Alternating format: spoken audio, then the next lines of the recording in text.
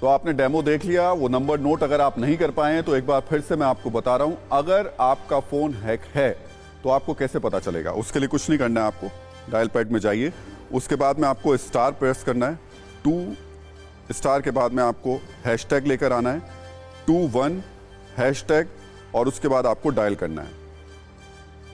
और देखिए उसके बाद जो स्क्रीन पर लिखा आएगा वो बता देगा कि आपका फोन हैक है या नहीं है। मेरे इस फोन में देखिए नीचे on all calls disabled disabled disabled लिख कर आ रहा है। इसका मतलब मेरा फोन सुरक्षित है, उसे किसी ने हैक नहीं किया है। लेकिन अगर किसी ने आपके फोन को हैक कर लिया है तब हम आपको एक नंबर और बता देते हैं।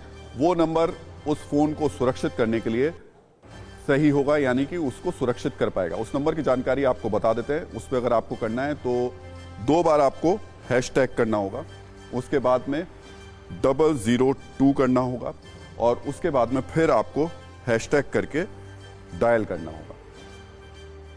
यानी 2 बार हैशटैग 002 फिर हैशटैग करेंगे, और उसके बाद में जितनी भी अगर आपके अंदर कोई ऐसी चीज़ है जिसमें आपको पता है कि ये हैक हो चुका है तो नीचे उसमें इरेज का ऑप्शन आएगा, उसको आप इरेज कर सकते हैं। यानी अगर किसी ने आपका फ़ोन हैक किया है तो आप उससे अपने फ़ोन को सुरक्षित करते हैं। ये दोनों नंबर सेव कर लीजिए, एक बार सत्ता में फिर हम आपको बताएंगे, लेकिन अभी जो 2 नंबर हमने आपको बताए हैं वो बहुत ज़्यादा महत्वपूर्ण हैं और आपके परिवार की सुरक्षा के लिए बहुत ज़्यादा ज़रूरी हैं। एक बार फिर से दोनों नंबर को नोट कर लीजिए, अपने मोबाइल में डायल करके चेक कर लीजिए।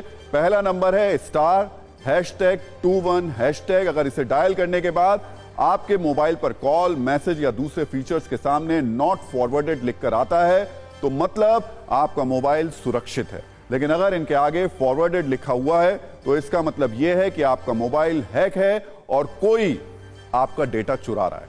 अगर ऐसा है तो इसे खत्म करने के लिए आप अपने मोबाइल पर एक और नंबर डायल कीजिए, हैशटैग 2 बार 002 हैशटैग।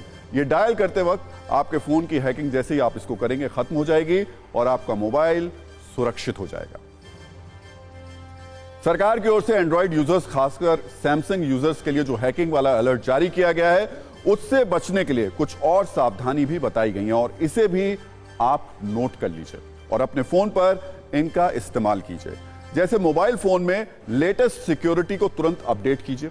इसके लिए सेटिंग में जाएं, जहां आपको सॉफ्टवेयर अपडेट का ऑप्शन दिखेगा, उस पर क्लिक करें। इस पर क्लिक करने के बाद नया ऑप्शन आएगा डाउनलोड और इंस्टॉल। जब नया सॉफ्टवेयर आपके मोबाइल में इंस्टॉल हो जाए तो अपने फोन को रीस्टार्ट करें। सरकार ने अपनी चेतावनी में यह भी बताया है कि पूरी जानकारी के बाद ही कोई ऐप इंस्टॉल करें और बिना जाने किसी भी लिंक पर क्लिक ना करें। इसके अलावा जो एप्लीकेशन आपके मोबाइल में पहले से मौजूद है उन्हें भी अपडेट रखें, क्योंकि पुराने ऐप में कई बग आने से आपका मोबाइल असुरक्षित हो जाता है और आसानी से हैक किया जा सकता है। इस पर हम आपको एक रील भी दिखाते हैं जिसमें आपके काम के बहुत सारे टिप्स हैं।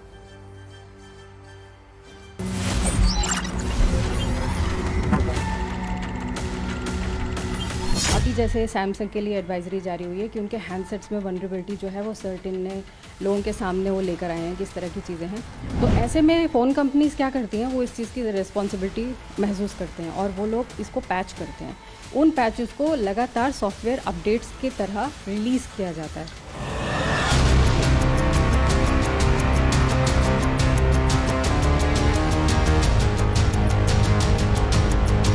फ़ोन कंपनीज़ लगातार अपने सॉफ्टवेयर्स को, जब आपके पास में नोटिफिकेशन आता है कि आप अपने सॉफ्टवेयर को या हैंडसेट को अपडेट कीजिए, तो आपको बिना किसी डिले के उसी वक्त उसको अपडेट करना चाहिए।